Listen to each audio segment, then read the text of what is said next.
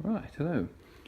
Changing the headlight jets on this BMW E9x 335i. So it's a little more complicated than standard because the 335 has the oil cooler here in the front wheel arch, which is in the way of the washer jet and the bumper, so the bumper itself does need to come off. So I've already done the job, but I'll show you how I'm going to put it back together so you can see the process in reverse.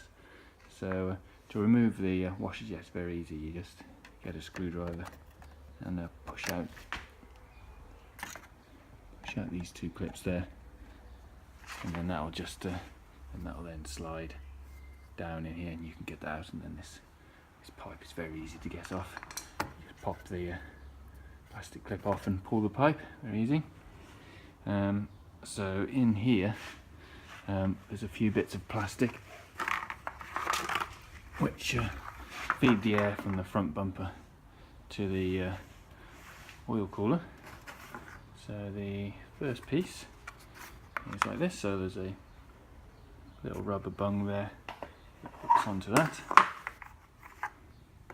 and there's a screw here that goes in behind the oil cooler, so it goes in like this.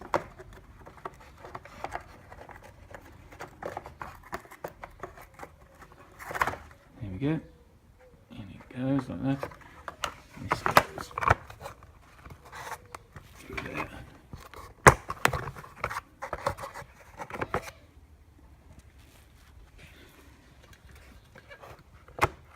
Clips down like that.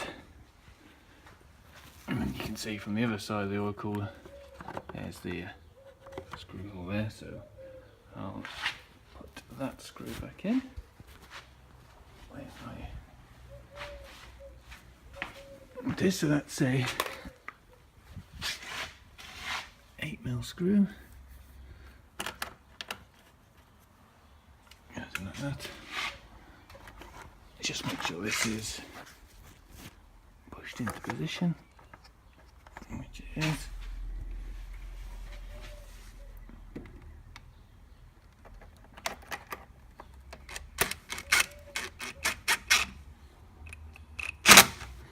There we go. Then there's the second piece, which is piece here.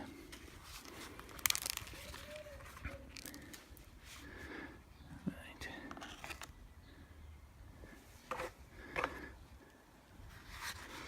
It's always tricky to figure out which way around these goes. There we go. So there's two screws here, screw holes which meet up with these two end pieces on the oil cooler. So that then goes on like this, and you'll see there's these little clips at the top. There's three of them. There's one there at the top, there's one there, and there's also one underneath just there. So you just push it onto those.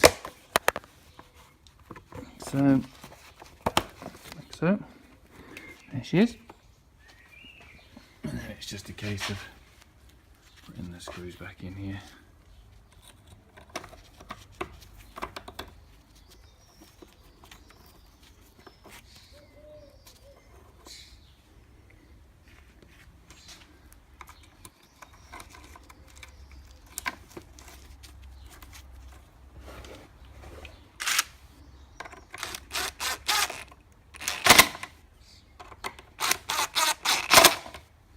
Go.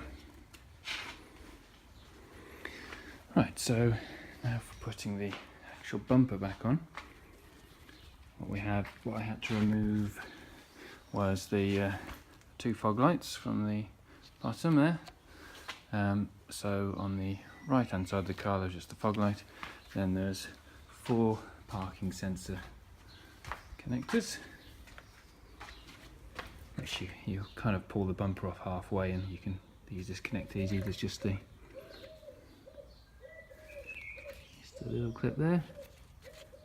Push that in, pull them out, And again on this side there's another fog light, and also there's a horn connector, which I didn't need to take that out by the looks of it. It's already, so that's not actually connected to the bumper, so put that back in there. And here's the washer jet from this side. So there's lots of access to the one on the left hand side of the car. Okay. Let's get this bumper on.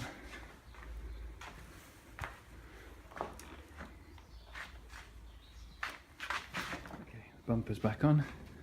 I've just connected the 4 parking sensor connections.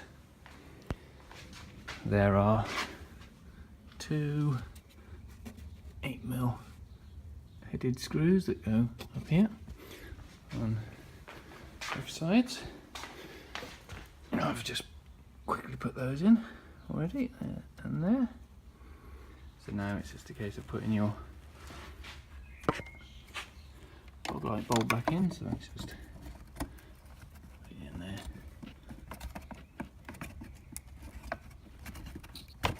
So I find it's easier to just take the whole bulb out than try and disconnect the wire itself.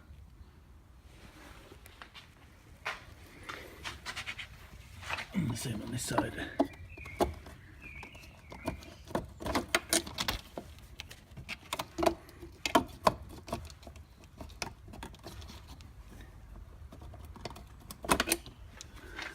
Very tricky using just one hand. Or was it because I'm putting it in the wrong way around? That's better. There we go. Right. Now it's just a case of putting the front part of this wheel lining back on. Right, so the wheel arch cover loosely put back in place. You can do it by just releasing. The bumper will come off if you just take these 2 screws out here, but then it's tricky to access the fog lights and things, so I find it easiest to take this whole front section of the wheel liner off.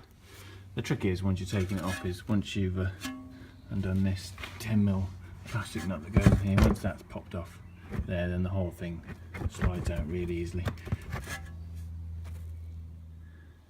Okay, and finally there are just 4 screws on top of the bumper here.